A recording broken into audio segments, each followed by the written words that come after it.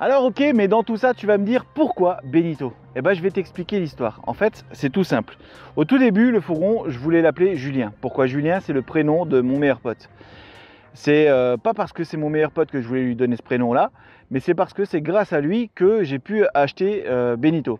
Et donc, je me suis dit, pour lui rendre hommage, bah, je vais l'appeler Julien. Mais je me suis un petit peu projeté dans le temps, dans le voyage, et je me suis dit, il y a un moment donné dans mes vidéos, je vais dire, bah tiens, aujourd'hui il pleut, je vais monter Julien, je vais rentrer dans Julien. Julien et moi, on a fait des trucs de fou.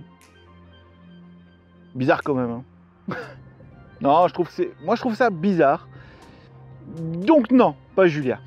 Et du coup, pourquoi Benito dans cette histoire? Eh ben, je vais te raconter l'histoire. En fait, je pense que donner un prénom à son fourgon, c'est lui donner un prénom qui a du sens. Même si ça a un sens que personnel, il doit avoir du sens. Et en fait, Benito, pour moi, il avait clairement du sens. Alors en fait, quand j'étais petit, il y avait un film que j'ai regardé. Alors si jamais tu arrives à me donner le titre de ce film, ça serait juste top. J'aimerais trop le revoir. Il est super vieux.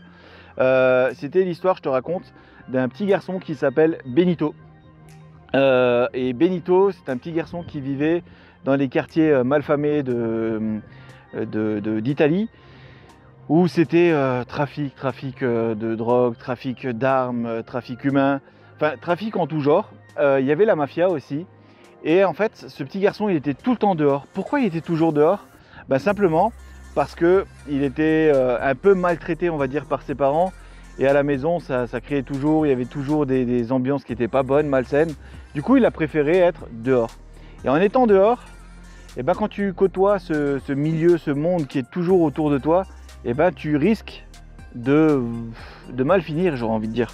Et en fait, Benito, lui, s'est dit non, moi je vaux mieux que ça. Je veux plus, je veux mieux dans la vie, j'espère et j'ai envie de beaucoup mieux. Je vais d'ailleurs créer moi-même mon entreprise, mon business. Et en fait, petit à petit, il a commencé à faire plein de petites choses. À un moment donné, par exemple, il avait mis des gros cailloux avec une planche par-dessus et il avait dans la rue, comme ça, il vendait des sodas. Donc il avait mis des boissons et il les vendait au gobelet. D'ailleurs, quand j'avais vu ça, moi, à l'époque, je voulais le faire. Ma mère m'a dit non, tu fais pas ce genre de conneries, ça va pas là-haut. Mais je me suis dit, Benito, il l'a fait, pourquoi je pourrais pas le faire? Ça a l'air cool de gagner 1 franc ou 2. Tu connais peut-être pas les francs. Non, tu connais pas. C'était juste avant l'euro. Moi, je l'ai un peu connu quand même, ça. Ouais. C'était bien quand même. On était riches avec les francs. Bref, Benito faisait plein de petits jobs comme ça. Et à chaque fois, on lui disait, mais Benito, c'est pas bien ce que tu fais, c'est des conneries. Pourquoi tu vas pas faire comme les autres? Pourquoi tu vas pas travailler à l'usine? Pourquoi tu vas pas trouver un travail comme tout le monde? Pourquoi tu es toujours obligé de faire des choses bizarres? Pourquoi tu fais ci? Pourquoi tu fais ça? À chaque fois, on lui disait que ce qu'il faisait, c'était pas bien, que c'est pas comme ça qu'on vit, c'est pas comme ça que la vie elle est faite, etc., etc. Benito, c'était un têtu. Et il s'est dit non, mais moi, je sais ce que je veux.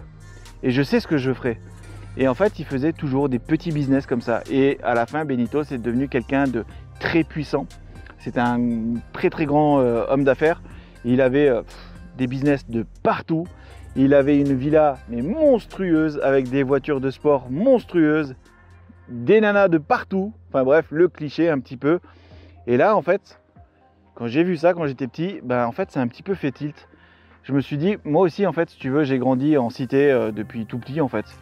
Et moi aussi, il y avait de l'entourage qui n'était pas forcément très bon. J'étais en plus dedans, j'étais avec eux. Mais je me suis dit, c'est pas bon tout ça. Alors par contre, moi, j'avais aucun problème à la maison. C'est juste que voilà, je sortais dehors, à la maison, ça se passait très bien. J'ai vécu avec ma maman qui m'a élevé, mais parfaitement bien. Pour moi, je trouve qu'elle a bien fait son taf. Seule, c'est pas évident. Et il y a eu mon frère en plus qui est venu derrière. Donc voilà, elle a bien fait son job, il n'y a pas eu de problème de maltraitance et quoi que ce soit, bien au contraire. Mais voilà, t'es jeune, t'as envie de sortir, tu sors, t'as tes potes dehors. Puis tu vois un petit peu comment ça évolue, tu vois comment que ça se passe et tu sens que c'est pas bon, que c'est pas bien, c'est pas ce milieu-là qu'il faut. Et bah, petit à petit, j'ai commencé moi aussi à faire mon petit Benito, à faire plein de petits trucs. J'ai commencé à travailler dans l'événementiel, j'avais 16 ans, c'était même pas légal. Et ça a duré pendant 10 ans. Et au début, j'ai été DJ pendant longtemps. Et on m'a dit, mais DJ, c'est pas un métier. Sauf que, on va dire ça à David Guetta. Donc moi, je voulais vraiment rester dans ce milieu-là. Je voulais faire ce que moi, j'avais envie, ce qui m'inspirait.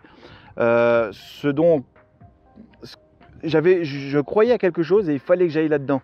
Et pourtant, encore aujourd'hui, des fois, on me dit, Ah mais Cédric, il faudrait que tu fasses un jour un vrai truc, tu vois, un vrai boulot. Bah non, parce que tout ce que je fais jusqu'à maintenant, moi ça me plaît, je suis toujours là aujourd'hui, j'ai réussi à sortir de ce quartier-là, j'ai réussi à sortir de ces milieux-là. Je veux dire, j'ai eu des potes avec qui j'ai grandi qui ont mal tourné, il y en a d'autres où ils ont passé des étapes qui étaient un petit peu compliquées, d'autres qui sont encore accrochés à leur banc de la cité. Voilà, moi j'étais dans le même moule et pourtant j'en suis sorti. Donc pour moi c'est une histoire de choix. C'est un choix, c'est une mentalité, c'est une vision de la vie. Et moi j'avais pas envie de cette vie-là. Donc voilà, je suis passé complètement à autre chose et j'ai voulu voler un petit peu de mes propres ailes, peut-être un petit peu tôt certes. Mais voilà, c'est ce que je voulais faire et je l'ai fait. Et aujourd'hui, ben, je suis pas forcément insatisfait de là où j'en suis. Certes, j'aurais pu faire plus, mais quand je me dis qu'à mon âge, j'ai réussi à faire certaines choses et que j'en suis arrivé là où j'en suis aujourd'hui, je pense pas finalement que je suis dans un échec. Donc ok, j'ai fait beaucoup de choses. Ok, beaucoup de m'ont dit, mais pourquoi tu vas jamais au bout de tes projets? Bah si je vais pas au bout de mes projets, c'est peut-être parce que j'ai un espèce de défi contre moi-même. Je me dis, ok, ça j'ai voulu le faire, j'ai réussi à le faire. Quand j'arrive à un certain niveau, je suis passé complètement à autre chose pour me redonner un nouveau challenge. Donc c'est peut-être ça, j'en sais rien. Mais aujourd'hui, tu vois, j'ai tourné une page de ma vie, j'en ouvre une autre. Et en ouvrant cette nouvelle page, bim, Benito, il était là. C'était juste logique. Et donc voilà pourquoi Benito. Parce qu'en fin de compte, ça a un sens. Depuis tout petit, il m'a marqué ce film. Et je me suis dit que c'est vrai en fait. Il aurait pu mal tourner ce petit.